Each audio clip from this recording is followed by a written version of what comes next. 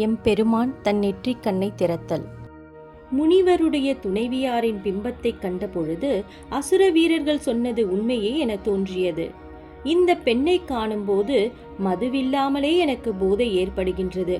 இவ்வளவு எழில்மிகு தோற்றத்தையும் காண்போரை வசீகரிக்க கூடியவரான இந்த பதுமை சாதாரண முனிவரிடம் இருப்பதா என எண்ணினான் அந்தகாசுரன்.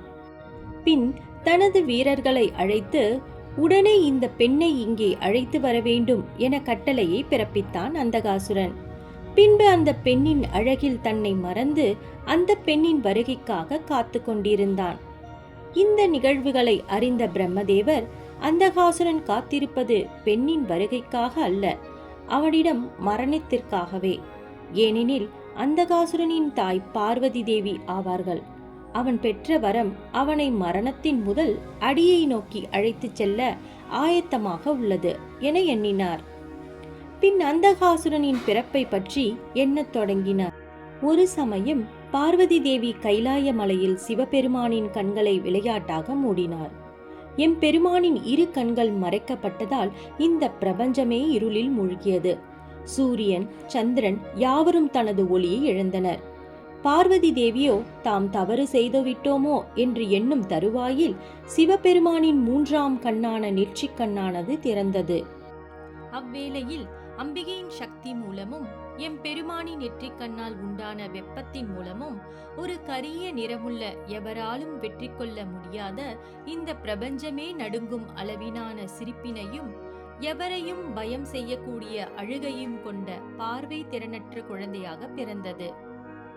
பார்வதி தேவி சிவபெருமானின் கண்களை மூடியமையால் அந்த குழந்தைக்கு கண் பார்வை என்பது இல்லாமல் இருந்தது. அந்த கண் பார்வை இல்லாத சிவபெருமானின் சக்தியிலிருந்து உருவானவன் தான் அந்தகாசுரன். அசுரர்களான இரண்யாக்ஷன் தன்னிடம் அனைத்தும் இருந்தும் தனக்கான புத்திரன் இல்லையே என்று வருந்தினான். பின்பு சிவபெருமானை நோக்கி பிள்ளை வரம் வேண்டி தவம் இருந்தார். ஹிரண்யாக்ஷனின் தவத்தால் மகிழ்ந்த எம்பெருமான் அவன் முன் தோன்றினார்.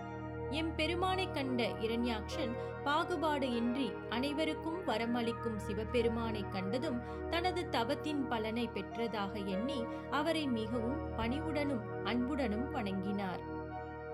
சிவபெருமான் இரண்யாக்ஷனிடம் உன் தவத்தால் யாம் மனமகிழ்ந்தோம், வேண்டும் வரத்தினை கேட்பாயாக என்று கூறினார். பின்பு இரண்யாக்ஷன் சிவபெருமானை வணங்கி மரணம் இல்லாத புத்திர பாக்கியத்தை அருள வேண்டினார்.